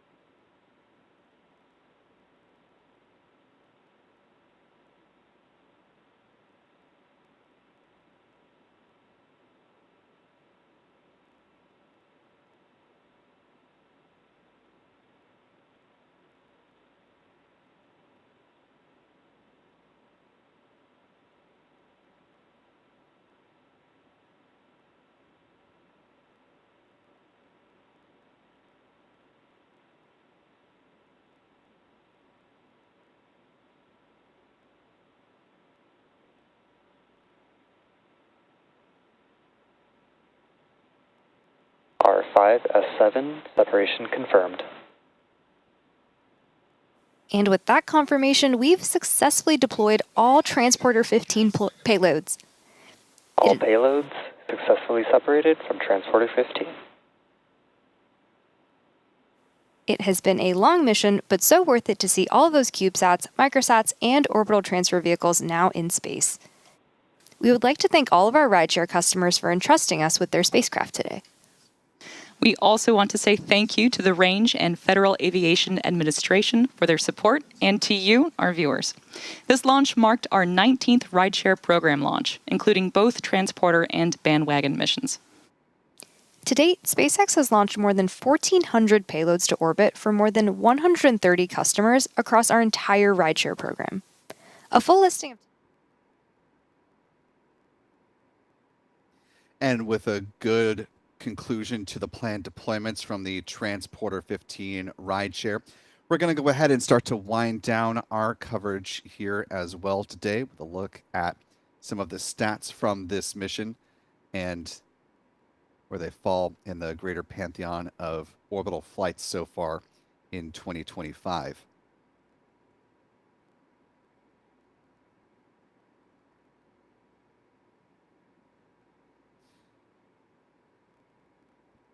This was the 30th flight of the Falcon 9 booster with a tail number B1071.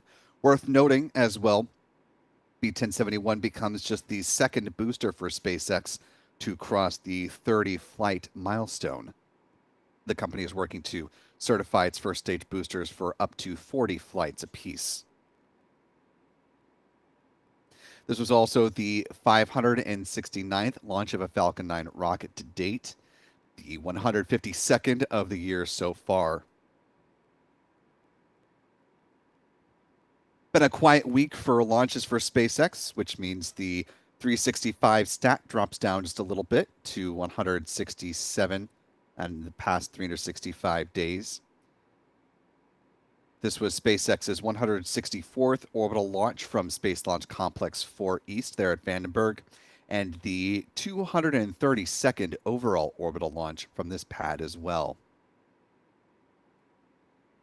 Here's a look at the bar chart for the year so far. Moving on to some recovery stats. This was the 165th good landing on the drone ship, Of Course I Still Love You. Marked the 442nd drone ship landing for SpaceX and the 540th booster landing for the company overall. Finally, with some industry stats, this was the 60th orbital launch of the year from California, the 161st from U.S. soil, the 176th from a U.S. rocket company, the 276th orbital launch around the world. Been 6 orbital mishaps so far this year, and here's where the pie chart currently stands.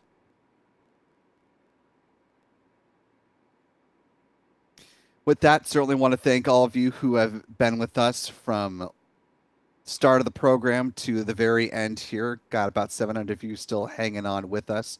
Certainly appreciate you being here for the long haul. Speaking of being here for the long haul, big thanks to our moderator, Rick Donner, for hanging out with us. He was assisted throughout the coverage by Jeff Hansen and Astro Joe in the live chat as well. Thanks, as always, to our wonderful channel member community for your ongoing support of what we do here at Spaceflight Now. Big thanks to our editor as well for running the technical operations of this broadcast. Most importantly, though, thanks to you for wherever you've been watching from. Again, we've got one more launch that's coming up. Depending on where you are in the world, it might, for you, be the final launch of November, but as far as the launch locally, it will be the first Falcon 9 launch of December, happening about 30 seconds after midnight as things currently stand from here in Florida. We'll have live coverage of that mission beginning about an hour prior to liftoff. You can always head over to our website anytime, day or night. Check out the launch schedule so you're up to date on when these Falcons are flying, and we hope you're able to join us for our live launch coverage when it does occur. One last thing to note, as we're rounding out our coverage today. A little bit of breaking news that happened toward the end of our broadcast.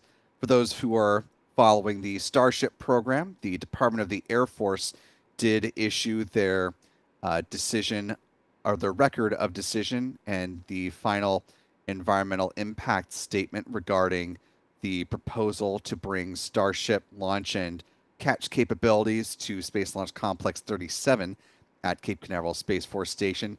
That was approved, which will now allow SpaceX to redevelop Slick 37 from its former outfitting as the site where United Launch Alliance was flying its Delta IV Heavy rockets. It will now support launch of Starship Super Heavy. They will be able to conduct, of course, pre-launch operations, which include static fire tests, and up to 76 launches, 152 landings a year. So some big developments, a good day for SpaceX, and some development milestones in the changing landscape here in Florida at the Cape, as well as, of course, plans to bring Starship to Pad 39A in Kennedy as well, with that review still currently ongoing. For all of us here at Spaceflight Now, I'm Will Robinson Smith. Remember, be good to yourselves, be good to others. We will see you next time, folks, and until then, bye-bye.